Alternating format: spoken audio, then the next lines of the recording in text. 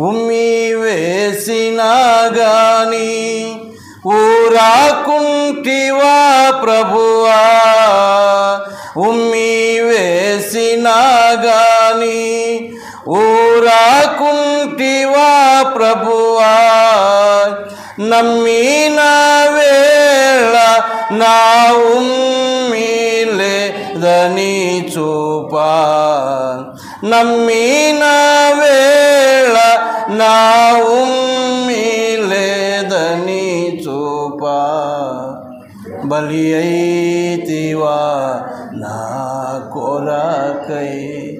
ఆయన రక్తమాంసములు కలిగిన వాడుగా ఈ లోకంలో జన్మించి ఆ శిలువలో తన యొక్క రక్తమును చిందించడానికి గల కారణం అక్కడ మనం చూస్తాం. ఉమ్మి వేస్తే కూడా ఊరకనే ఉన్నాడు అని. ఎందుకు? నమ్మిన వేళ నా ఉమ్మి లేదు అని చూపడానికి. అంటే నమ్మినప్పుడు మన యొక్క పాపములన్నీ కూడా క్షమించబడతా ఉన్నాయి.